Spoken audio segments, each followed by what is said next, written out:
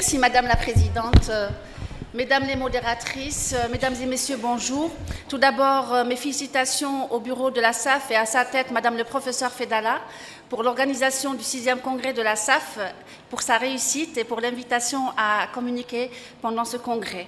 Je vais aborder la prise en charge thérapeutique des adénomes hypophysaires ou bien PITNET, comme on les appelle depuis 2022. Donc, excusez-moi de vous interrompre, mais essayez de garder le timing. Oui, bien sûr, il n'y a pas de souci. Nous sommes très en retard. Très bien, je comprends. Merci beaucoup. Donc, quoi de neuf en 2025? Je commencerai par évoquer ce qui a conditionné l'indication de certaines thérapeutiques dans les tumeurs hypophysaires endocrines, à savoir le micro-environnement dans lequel évolue une tumeur endocrine hypophysaire. Et ce micro-environnement est fait de cellules, par exemple, folliculostellaires, de macrophages, de T-lymphocytes et de tumeurs associées aux fibroblastes. Ces cellules, par leur action, peuvent favoriser l'angiogénèse ou la tumorogénèse, soit en agissant sur le volume ou sur la récurrence, d'où donc l'apparition ou le développement de nouvelles molécules. Aussi, il y a l'environnement moléculaire, c'est-à-dire les facteurs angiogéniques de croissance, les VEGF, le GFR, le TNF-alpha, l'interleukine 6, l'interleukine 17, le FGF. Donc, tous ces paramètres ont fait l'objet de recherches et donc le développement aussi de nouvelles molécules.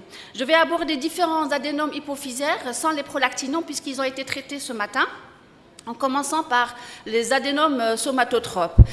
Comme vous le savez, il n'y a pas beaucoup de nouveautés ces dernières années. C'est une revue donc, des articles parus en 2024-2025 concernant les adénomes somatotropes en first line, en première ligne. Donc, c'est toujours la chirurgie qui est indiquée, qui permet d'avoir une rémission dans 81% des microadénomes et 59% des macroadénomes. En seconde ligne, c'est la pharmacothérapie, c'est-à-dire l'hormonothérapie frénatrice, c'est les analogues de la somatostatine, qui sont indiqués soit en cas de récurrence ou de persistance d'hypersécrétion, ou bien en attendant une radiothérapie, si elle est indiquée, en cas d'élévation persistance de GF1.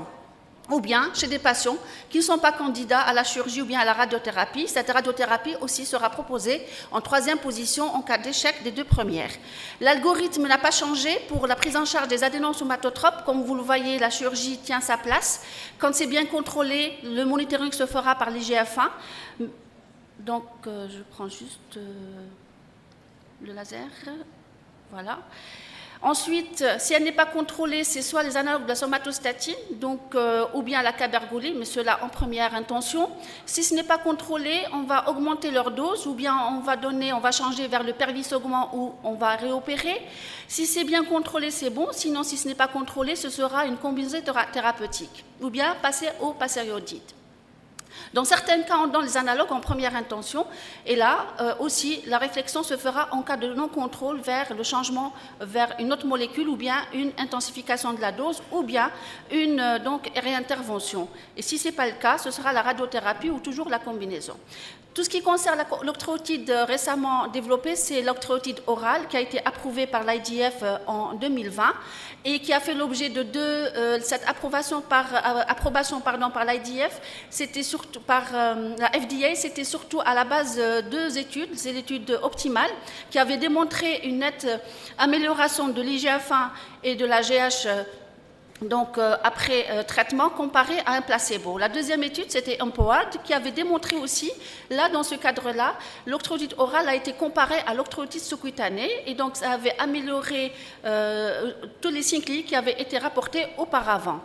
La combinaison thérapeutique analogue de la somatostatine et pegvisomant, c'est une étude prospective randomisée à bras parallèles. Donc, ce sont des patients qui ont reçu de fortes doses, soit de fortes doses d'analogue de la somatostatine associées à des faibles doses avec du pegvisomant, ou bien des faibles doses toujours associées à du pegvisomant. Et ceci a montré un contrôle de la maladie chez 96% des cas, ceux qui étaient auparavant non contrôlés. Alors, quels sont les facteurs qui prédisent la réussite de ce traitement, du traitement par les analogues de la somatostatine? C'est bien sûr des critères cliniques, l'âge, le genre et le BMI, les critères biochimiques, l'imagerie et les critères moléculaires. En plus de ça, c'est la chirurgie. Quand il y a déjà à l'IRM une invasion du sinus caverneux ou bien un volume trop important de la tumeur ou bien une augmentation de l'hypersécrétion après la chirurgie, avant la chirurgie, après la chirurgie, donc ça conditionne aussi la non-réponse aux analogues de la somatostatine.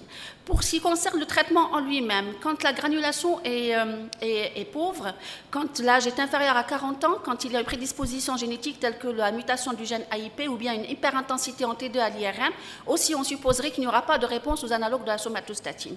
Pour le pégvissement, c'est le jeune âge avec donc une tumeur agressive ou bien un IGF-1 qui est très élevé au départ, ou une prise de poids sous traitement. Et chez les femmes aussi, il y a c'est un facteur prédicteur de non-réponse.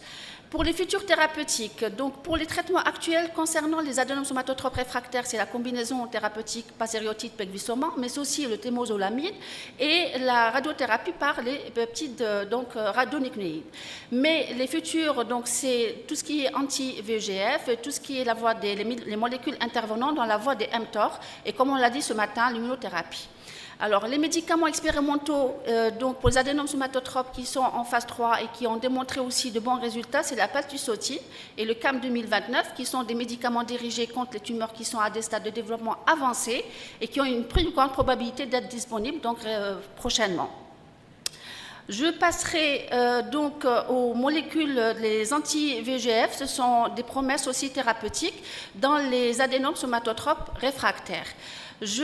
Pour chaque adénome, je donnerai les recommandations concernant les dernières guidelines chez les enfants et les adolescents.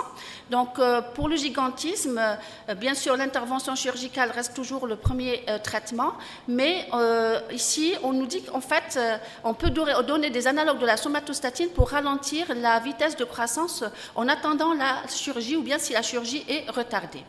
Concernant les adénomes corticotropes, on avait hier une session sur ça, mais on rappelle toujours. Donc, on a trois modes d'action du traitement de la maladie de Cushing, soit en local, en intracellaire, donc en complément de la chirurgie, s'il y a persistance ou bien en préparation, c'est la cabergoline et le pasériotide. En périphérie, c'est au niveau surrénalien en inhibant la stéroidogénèse et donc une baisse de la cortisolémie.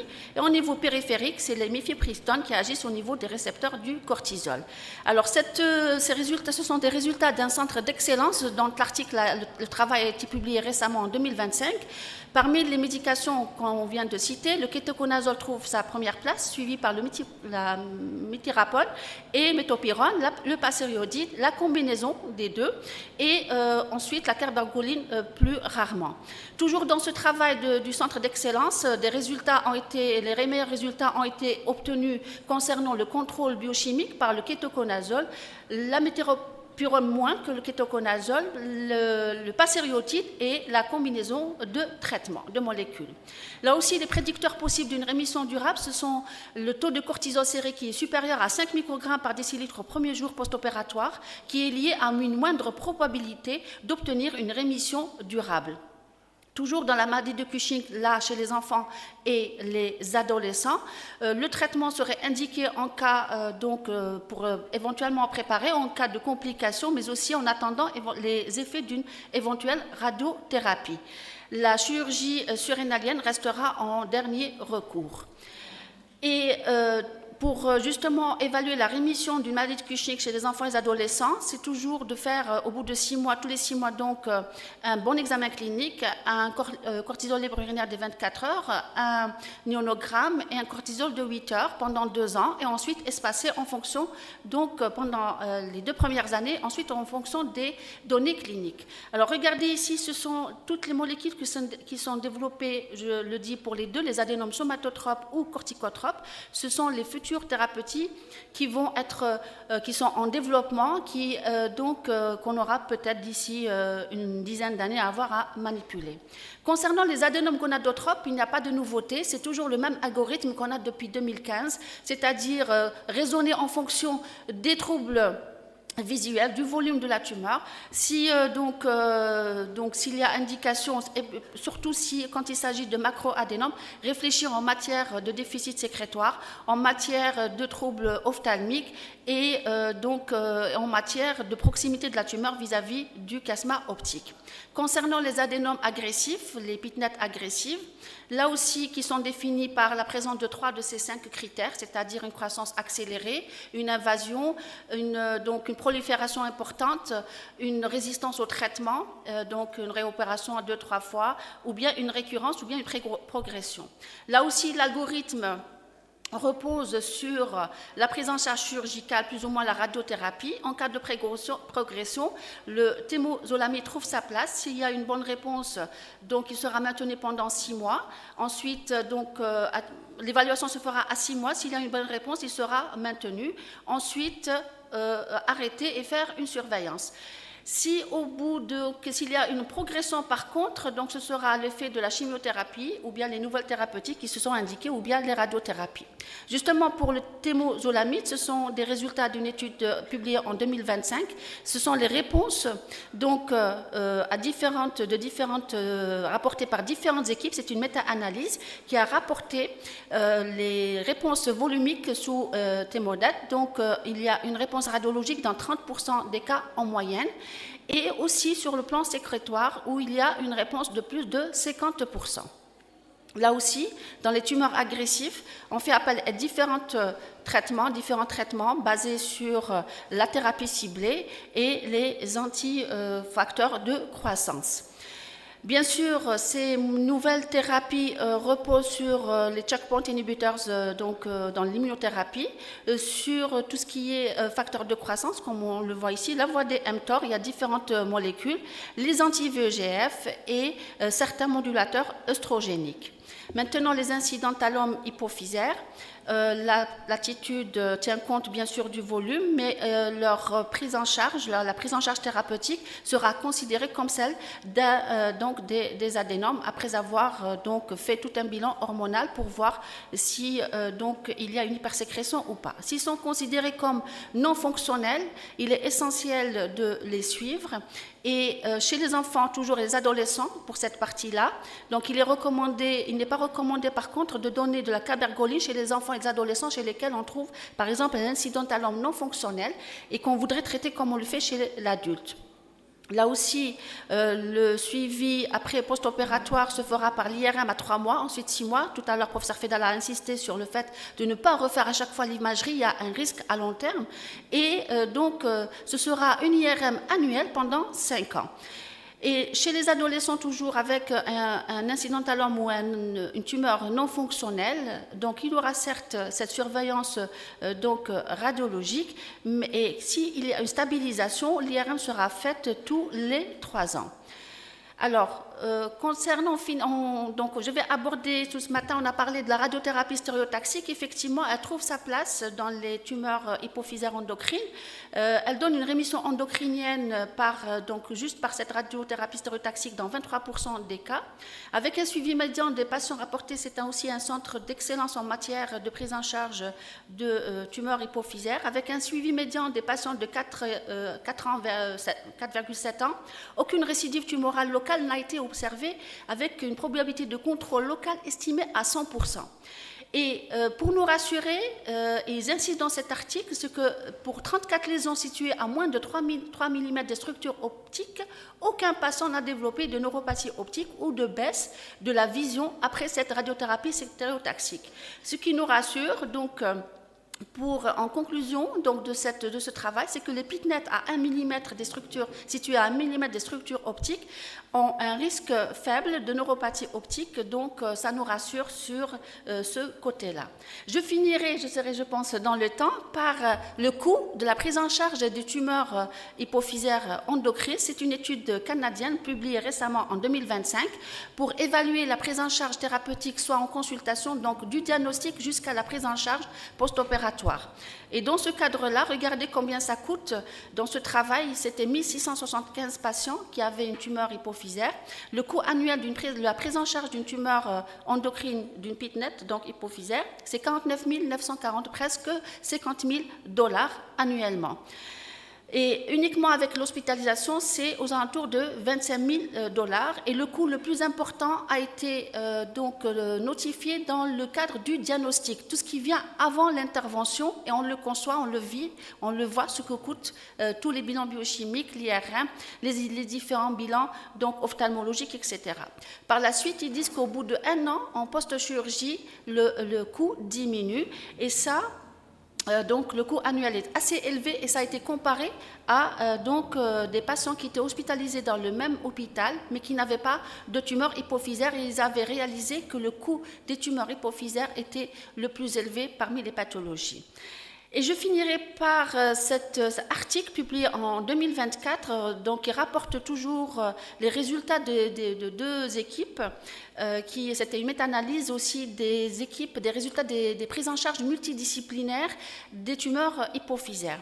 Donc déjà pour le coût, il est moindre quand on réfléchit en multidisciplinaire, en RCP, on fait économiser les patients parce qu'il rapporte ici qu'il y a des examens qui sont faits parfois en excès.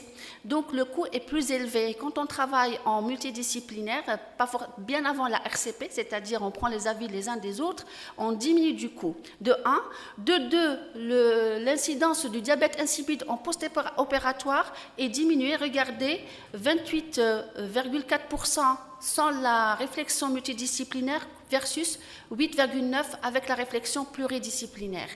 Aussi, tout ce qui est troubles ioniques et déshydratation, qui suivent la période post-opératoire immédiate de la prise en charge d'une tumeur endocrine, on relève que les conséquences immédiates post-opératoires, les conséquences aiguës, sont moindres quand il y a une réflexion multidisciplinaire comparée à une prise en charge individuelle.